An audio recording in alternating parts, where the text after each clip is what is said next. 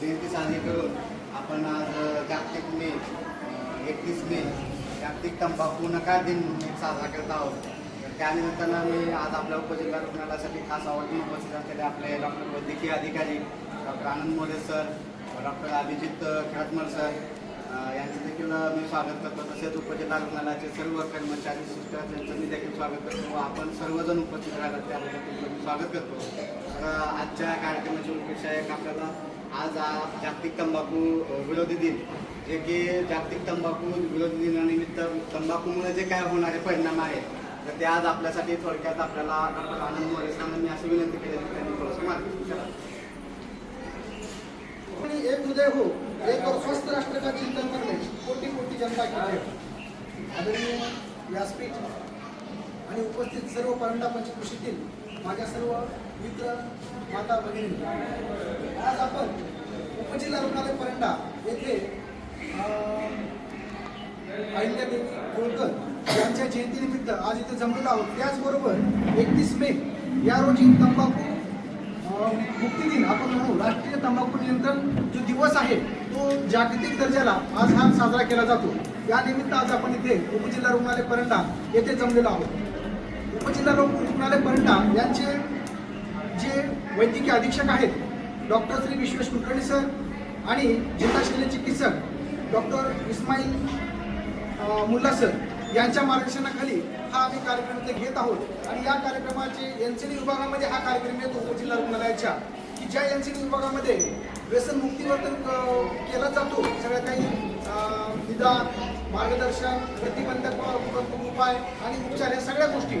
पण त्याबरोबर जे काही असंसर्गिक आजार आहेत, डायबेटीस, ब्लड प्रेशर, कॅन्सर पासून ते हार्ट अटॅकपासून वगैरे बाकी, तर ह्या डिपार्टमेंटला डॉक्टर आमचे अभिजित खडतमल सर आणि त्याबरोबर जे काही व्यवस्थापक आहेत आमचे माननीय श्री तानाजी गुंजाळ साहेब आणि उपस्थित सर्व येथे असलेले. तर आपल्याला माहिती आहे की आज पूर्ण जगामध्ये दरवर्षी कोट्यावधी जे काही लोक आहेत तर ते केवळ तंबाखू सेवनामुळे जे काही दुष्परिणाम होतात, त्यांच्या तोंडामध्ये कॅन्सर होण्यापासून ते अगदी लाळेचं म्हणजे आपण म्हणू त्याला की सतत तोंड येणं, चव जाणं, त्यानंतर फुफ्फुसाचे विकार, त्यानंतर तेच तंबाखू ज्यावेळेस तोंडामध्ये ठेवतो आपण लोकल इफेक्ट बरोबर जे काही सारखे ॲसिड सिक्रेशन होत राहतं, त्यानंतर पोटामध्ये झालेले पित्ताचे वेगळे ॲसिडचे त्रास, त्यानंतर पेप्टिक अल्सर्स, डिओड्रल अल्सर्स आणि त्यानंतर त्यापासून कॉन्स्टिपेशन होण्यापासून ते विविध प्रकारचे दुर्बलता ज्यावेळेस आपल्या आतड्याला येते तेव्हा टीबीचे आजार देखील आतड्याला जळू शकतात आणि त्याबरोबर पुढे पाईल फिशर फिशुलापर्यंतचे विकार त्यामध्ये होते.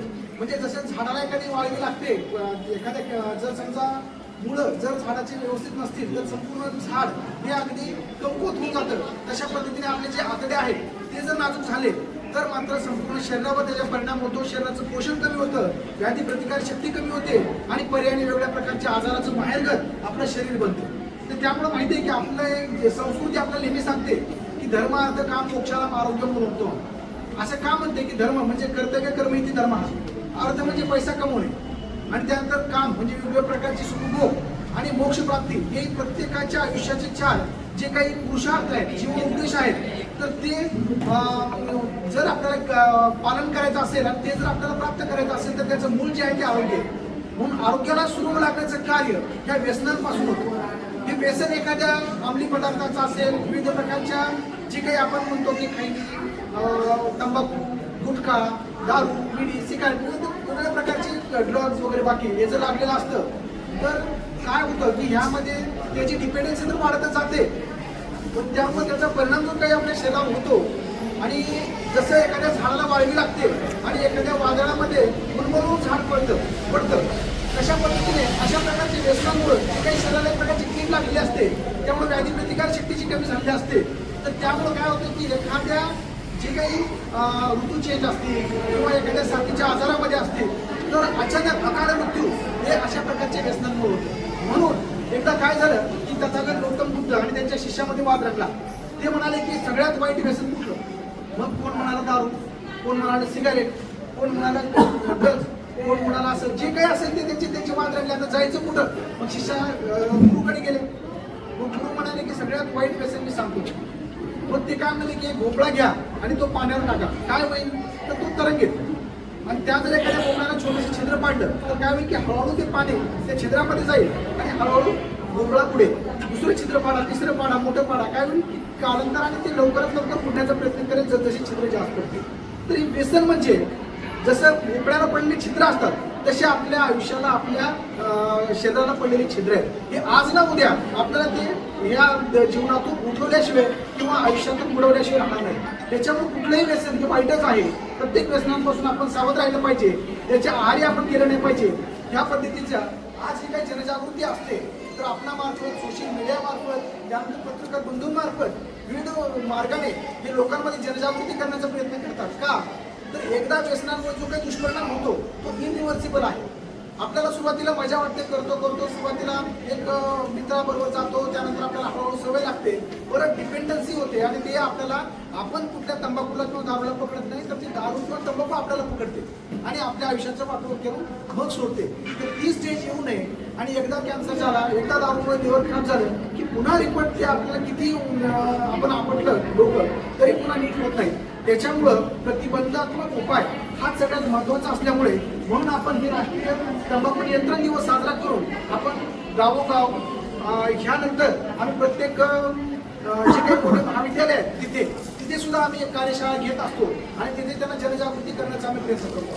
तिथे सांगण्याचा प्रयत्न करतो की बाबा ह्या तंबाखूमुळं किंवा कुठल्याही व्यसनामुळे आपल्याला वेळ जातो, पैसा आपला वाया जातो आणि आपण ज्यावेळेस कमवत नाही त्यावेळेस अशा प्रकारचे पैसे न घालवणे हे सुद्धा वाचवण्यासारखंच आहे.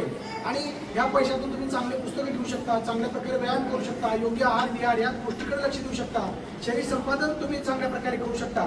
आपलं शरीर म्हणजे एक मंदिर आहे आणि त्यातला आत्मा म्हणजे देव आपणच आणि देह देवालया प्रोक्ता आत्मदेवा सनातना त्यांचे अज्ञान निर्माल्य सोहम भावेनं पूजेल.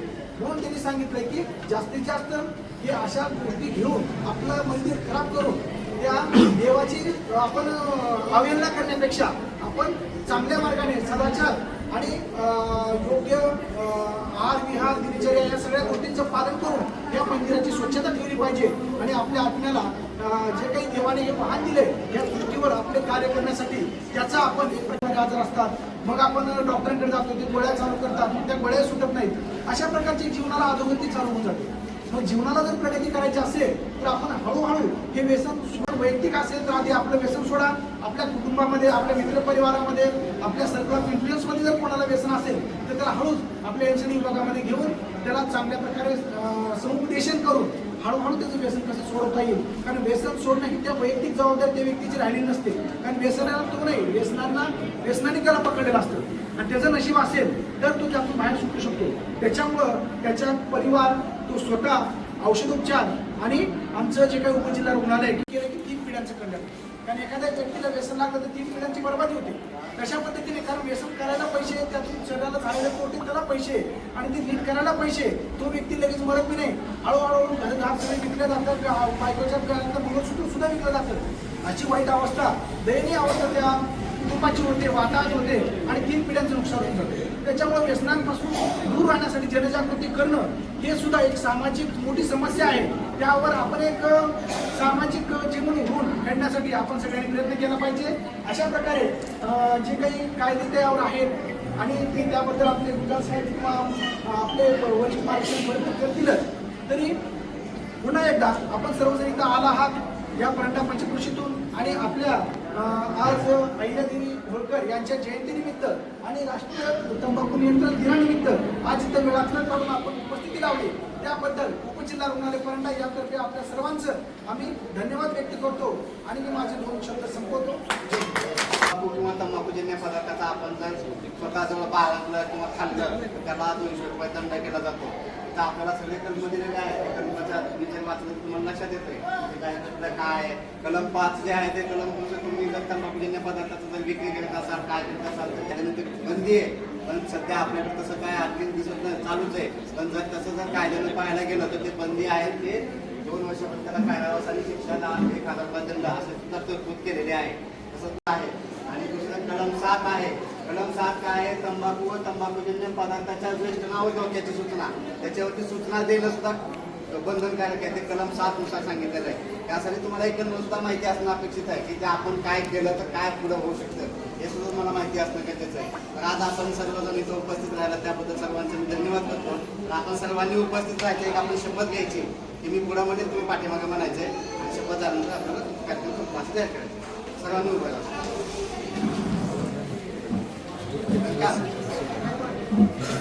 सर्वांनी हात पुढे करा. मी पुढं म्हणेन, तुम्ही पाठीमागे म्हणा. तंबाखू जरा खाता, तंबाखू जरा करता, तसेच बिडी सिगारेट हुक्का सिगारेट हुक्का, सिगारेट यांच्या दुष्परिणामांची सिगारेट यांच्या दुष्परिणामांची मला जाणीव आहे. मला जाणीव आहे. म्हणून मी जन्मभर या व्यसनापासून दूर राहण्याचा संकल्प करीत आहे. माझे कार्यालय, माझे घर आणि माझा परिसर तंबाखू मुक्त राहावा. तसेच इतरांनी तंबाखूजन्य पदार्थाचा परित्याग करावा. यासाठी मी प्रयत्न करेन. भारत सरकारच्या 2003च्या तंबाखू नियंत्रण कायद्याची प्रभावी अंमलबजावणी व्हावी. यासाठी मी सतत प्रयत्नशील राहील. माझ्या अधिपत्याखाली व जिल्ह्यातील सर्व आरोग्य संस्था, शाळा व शासकीय कार्यालय तंबाखू मुक्त तसेच ई सिगारेट मुक्त करेल. मी माझे कार्यालय, माझे घर, माझे गाव, माझी शाळा, माझी संस्था आणि माझे महाराष्ट्र राज्य तंबाखू मुक्त करण्याचा प्रयत्न करेल. धन्यवाद.